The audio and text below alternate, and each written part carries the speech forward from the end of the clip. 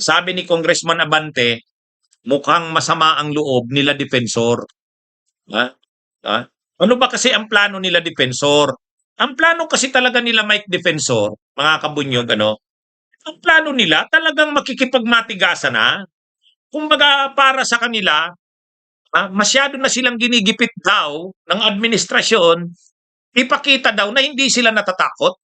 Oh, habang ginigipit daw sila ng administrasyon, kinakasuhan sila ng kung ano-ano, haharapin nila ito ng i-expose nila yung mga daw korupsyon ng gobyerno. Yun ang sinaano ni Mike Defensor, ang plano. Pagka na-expose daw yung mga korupsyon, magagalit ang taong bayan. Posibleng magkaroon ng people power o posibleng magkaroon ng kudeta. Kung ano talaga nila Mike Defensor sa kanila baligod, sa itong mga Malita Boys, galitin ang taong bayan, galitin ang military, galitin ang PNP, dumating na sa punto na yung critical ano ba 'yon? Yung critical tipping point, 'yon. Pag dumating na doon, magagalit na ang taong bayan, mag-aaklas na ito. Para mangyari 'yan, kailangan magko-combine yung mga senador na pro Duterte saka sila. Kasi yung mga senador na pro Duterte tulad nila Cayetano, nila Amy Marcos, nila Marcoleta, sila yung magbibigay ng parang legitimization. Kailangan kasi ma-legitimize yung kanilang magsasalita. Parang lalabas na hindi lang sila nagsasalita sa mga vloggers, sa mga media, kundi bilang nagsasalita sila sa Senado. Kaya gusto nila maging official at formal daw yung kanilang paglalabas ng mga di umano ebidensya nila. Kaya ang gusto nila, nandun sila Cayetano, nandun sila Marcoleta, nandun sila Amy Marcos. Kasi ang paniniwala nila, si Pia Cayetano pa rin ang chairperson ng Blue Ribbon. At ang Senate President pa rin ay si Alan Peter Cayetano. Yun ang kanilang paniniwala. Hindi nila kinikilala si Gatchalian. Ang problema, nila Cayetano sa kila Marcoleta ay winawarningan na rin sila ng Senado eh. O sige, gawin nyo yan. Nagpa-interview pa naman si Matibag. Sabi ni Director Matibag ng NBI, pwede silang makasuhan dyan. Sino man na ma-involve dyan, sino man dyan na magsabi na yan ay Blue Ribbon Committee hearing, lahat ng mai-involve dyan ay pwedeng makasuhan. Usurpation of authority. So, alam nila Cayetano at saka Marcoleta, totoo yun. Nakaharap sila sa maraming problema, maraming kaso. Pati yung may-ari ng venue, na-warningan na rin siya. Siyempre, nakarating na sa kanya na posible siyang makasuhan. Kaya, kumbaga, kahit yung may-ari ng venue, kinausap yata nila Mike Defensor, pumayag, pero payag siya, pero gawin nyo, press ko na lang. Di ba ganun din yung live ko noon? Di ba ganun din yung live ko? Sabi ko, ito naman kasing sila Mike Defensor eh. Tinatawag pa nilang session ng Blue Ribbon Committee hearing, hindi na ginawa nila yan. Maiipit ang lahat, malalagay sa alanganin, pati yung may-ari ng venue. Pero sabi ko, kung gagawin nila yan na press con lang, parang meeting lang doon, sabay may media, may mga vloggers, lusot pa doon yung may-ari ng venue. Freedom of expression naman yun. Yun nga ang nangyari nung hapon. Parang pinakinggan yung sinabi ko Kaya lang, sila Mike Defensor kasi hindi. Kung gusto na talaga nila doon, dramatic.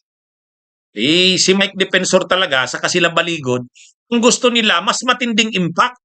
Willing na silang makipukpukan.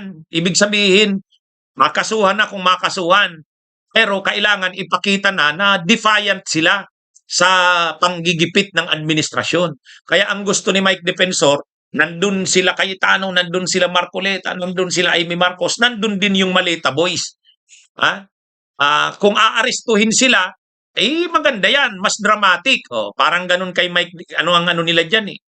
Kaya lang, siyempre, sila Cayetano sa sila Marcoleta, mukhang hindi naman sa ganun na mukhang hindi handa sa ganung konfrontasyon eh. Mukhang hindi handa sa ganung konfrontasyon. Kasi siyempre, ano sila sitting senator sila, nakaupong senator.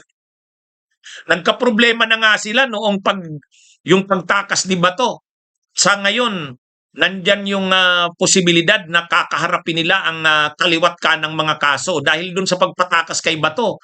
Saka yung pagpapaputok nung May 30 ng gabi. Lumalabas ngayon sa investigasyon ng DOJ Panel of Prosecutors, wala namang attack walang nangyaring atake sa Senado.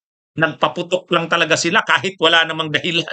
Kaya ano yan, dun pa lang, sari-saring kaso na ang kakaharapin ni Padilla, ni Rubin, saka ni Aplaska, saka ni Cayetano. Tapos ngayon madadagdagan na naman itong ginagawa nila Mike Defensor. Mukhang nung bandang huli, mga kabunyog, nag-decide sila Cayetano na wag na, hindi kami sisipot diyan, malalagay kami sa alanganin. Ay syempre si si Mike Defensor, sumama siguro ang loob sa tingin ko lang. Kasi para sa kanya, ano man ang mangyari, tuloy tayo. Panindigan na natin to. Mukhang hindi naman handa sila Cayetano sa sila Marcoleta sa ganun At saka yung may-ari ng venue, hindi rin handa sa ganun. Si Mike Defensor, medyo mainit na rin ang ulo kasi kariwat kanan ang mga kaso niya. Parang sa kanya, sige na, anuhan na to. Yan yung Actually, pag pinapanood ko yung mga vlogs ng mga vloggers ng DDS, saka yung iba-ibang mga grupo nila, sila hindi nagkakaintindihan talaga. Halimbawa, sila Eric Celes, yung mga retired military, nakikita ko magsalisalita. Di ba nung isang araw, nag-press con sila Atty. Manuelito Luna, saka yung si Eric Celes, si Jing Paras nandun. Anong sinasabi nila doon sa press ko nila? VP Sara, pamunuan mo na kami. Ikaw na mismo ang mamuno sa amin para dumami ang tao. Kasi ang tingin nila, kaya kukunti ang tao nila, kasi hindi naman si Sara pumuposisyon.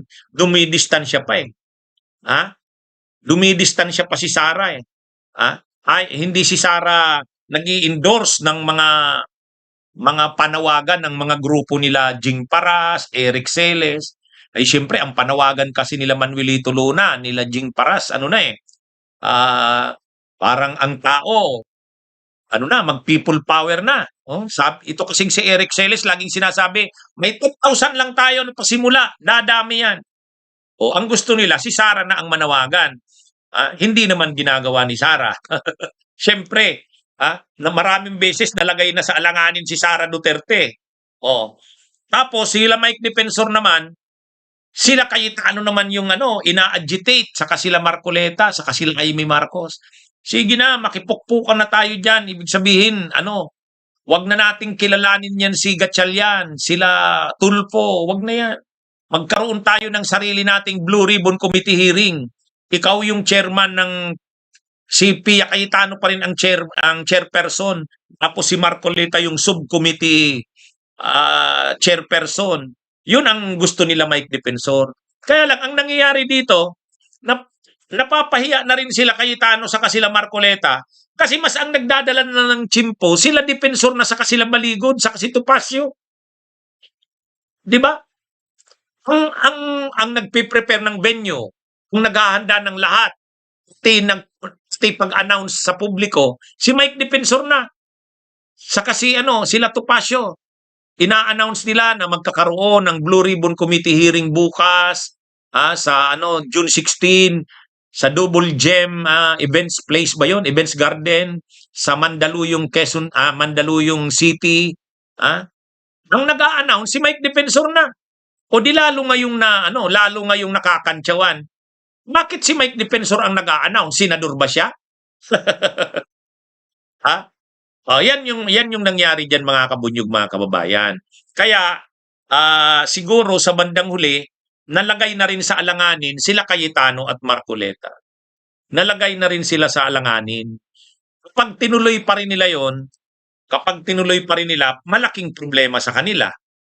Unang-una talaga si Mike Defensor naman ang nag-aanunsyo na Si Mike Defensor yung nag-aanunsyo. Siya pa yung nagpapatakbo ng ng activity. So parang ang nangyari, invited lang sila Cayetano at Marcoleta saka sila Amy Marcos. Baliktad, dapat ang Blue Ribbon Committee hearing ang nag-o-organize, ang nag-a-announce, ang nagdadalang tiyempo, ang nagko-command, ang nagtitimon, Blue Ribbon. Kung totoo silang Blue Ribbon, sila dapat ang nag-aayos noon, mga staff nila. Tapos invited lang dapat yung Matelita Boys, invited lang dapat sila Mike Defensor. Ganun dapat. Ang nangyayari, kitang-kita naman hindi ganun eh. Ang nangyari, ang nag-organize sila Mike Defensor eh. Ang nangyari, ang nag-announce si Mike Defensor eh. Ang tinatanong pa nga kung tuloy ba o hindi, si Mike Defensor. Ang nag-announce pa na tuloy ito, tuloy. Kahit si Attorney Topacio, tuloy. Sabi ni Congressman Mike Defensor, ex-Congressman Mike Defensor, tuloy daw. Imagine niyo yan, Blue Ribbon Committee hearing, tapos ang nagsasabi kung tuloy si Mike Defensor. Kaya sa totoo lang, maiipi talaga doon sila Cayetano, saka si Marcoleta. Kaya sa bandang huli, nag-decide silang wag na lang. Wag na, malalagay tayo sa alanganin dyan, malaking problema yan. Kaya lang, siyempre, sa projection nila doon eh. Ang projection nila doon,